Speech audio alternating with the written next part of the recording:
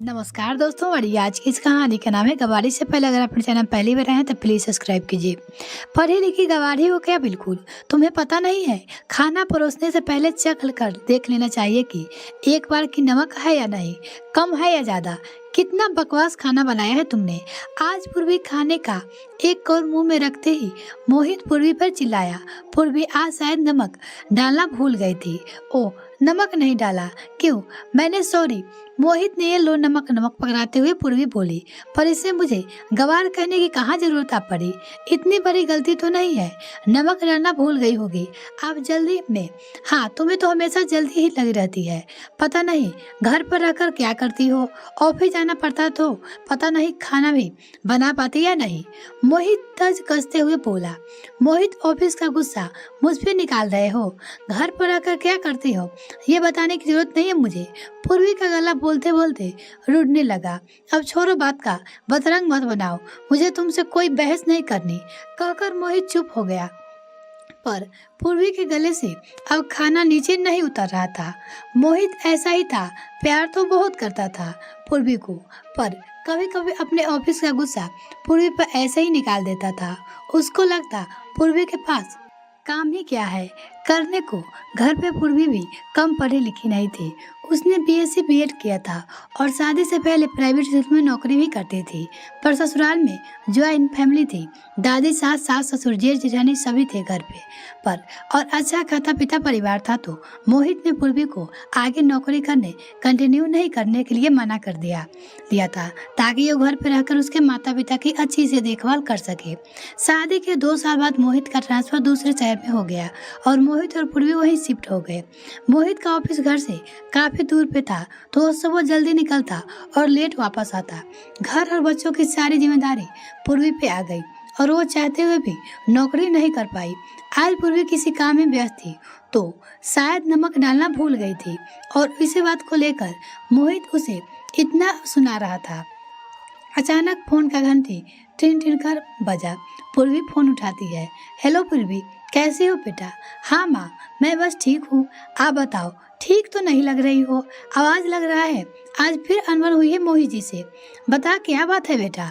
माँ, अनबन हुई थी तो फिर भी ठीक ही था, पर यहाँ मोहित आए दिन मुझे पढ़े लिखे गंवार घोषित करने में लगे रहते हैं। क्यों, ऐसा क्या हो गया बेटा? मोहित जी तो तेरी कितनी फिक्र करते हैं। हाँ करते हैं माँ, पर कभी कभी वो कुछ ऐसा बोल जाते हैं जिससे मेरे सारे किरे करा पर पानी फिर जाता है।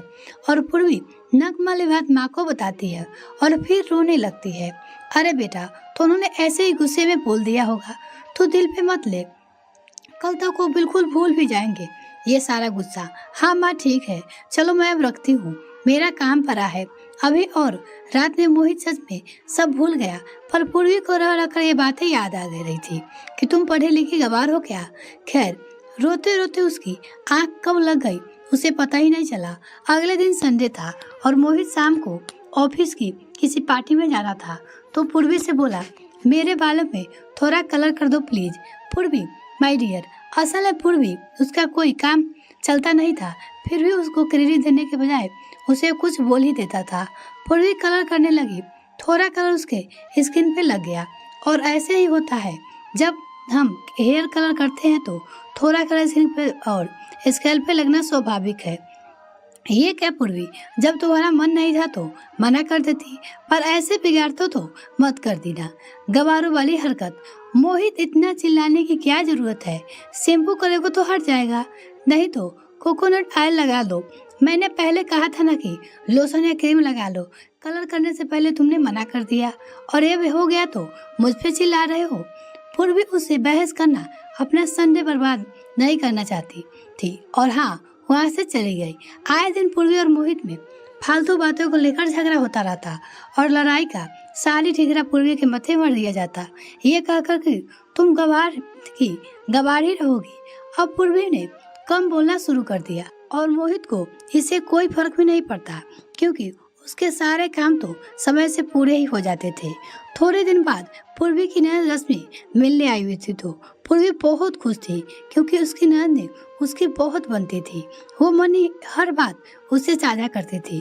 पूर्वी ने सोचा मोहित को बता दूं कि दीदी के लिए साहू हलवाई का गाजर या हलवा लेते आएंगे जो उसे बहुत पसंद था। तो उसने उसे फोन कर लिया और उसका फोन व्यस्त था। पूर्वी के 2-3 बार करने पे भी फोन बिजी था। थोड़ी देर मोहित का फोन आया जो उस समय रश्मि के हाथ में था। उसने फोन स्पीकर पे डाल दिया। पूर्वी, जब तुम्हें पता था कि मेरा फोन बिजी है फिर बार बार मैं फोन किए जा रही हो, तुम्हें एक बार में समझ नहीं आता क्या? मैं यहाँ ऑफिस में हूँ, जरूरी मीटिंग में हूँ। तुम्हें ये गवारे वाली हरकत करना कब छोड़ोगी यार? तुम्हारी पढ़ाई लिखाई का कोई फायदा है भी नहीं। मोहित जैसे ही रश्मि ने बोला, मोहित सहम गया।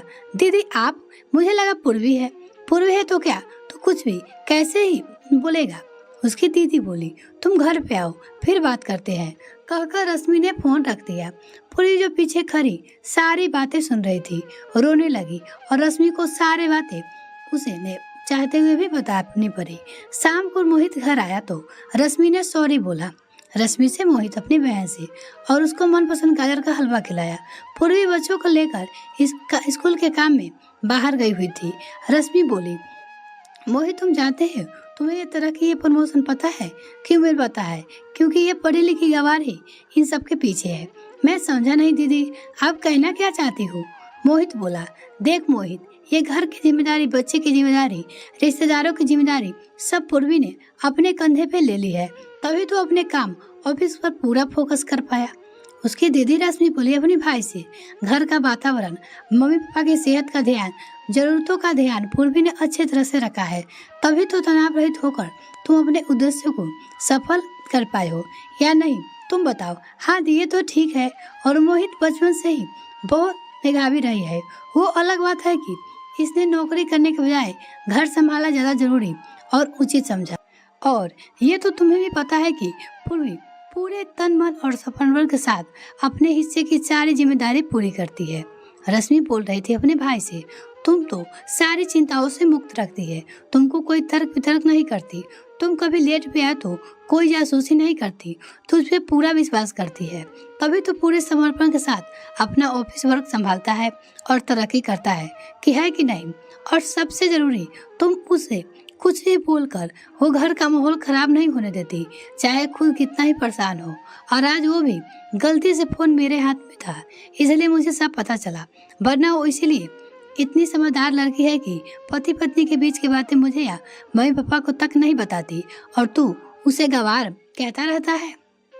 वो अपने भाई से बोली, सॉरी दीदी, मेरा उद्देश्य उसे हर्ट करना नहीं था, मैं उसे बहुत प्यार करता हूँ, पूछो उसे। तभी पूर्वी अंदर आ गई। दीदी क्या हुआ? मोहित का चेहरा इतना उतरा हुआ क्यों है? मोहित क्या हुआ, बताओ ना, आप ठीक तो हो ना? वो अपने पति से बोलती है, हाँ पूर्वी, सब ठीक है, बस आज दीदी ने कुछ नया सिखा रहा है था, इसलिए थोड़ी डांट पड़ गई बस। पूर्वी मुझे माफ कर दो, अब तक मैं तुम्हें गवार बोलता रहा, पर आज पता चला है कि असली गवार तो मैं हूँ, जो तुम्हारे सेवा संपन्न का फल तुम्हें डांट कर देता रहा। मुझे माफ कर सकती हो? मोहित ने पूर्वी के सामने हाथ जोड़कर माफी मांगते हुए कहा। पूर्वी ने मोहित के हाथ अपने हाथ में लेकर कहा, तुमसे कोई शिकायत नहीं है, बस इस पढ़ी लिखी गवार के साथ कभी मत छोड़ना। और कहकर सब हंसने लगे। रश्मि अपने भाई भाभी की नजर उतारने लगी। यह कहानी आपको कैसी लगी कमेंट सेक्शन में लिखना ना भूले। इसी तरह कहानी सुनने के लिए जुड़े रहें हमारे साथ। तब तक के लिए धन्यवाद दोस्तों। अगर मेरे चैनल को अभी तक सब्सक्राइब नहीं किया तो प्लीज़ मेरे चैनल को जल्दी से सब्सक्राइब कीजिए, साथ ही बेल आइकन प्रेस करें ताकि मेरे और वीडियो का नोटिफिकेशन सबसे पहले आपको मिल सके। अगर आप और भी कहानी सुनना चाहते हैं तो मेरे चैनल पर जरूर विजिट कीजिए। धन्यवाद।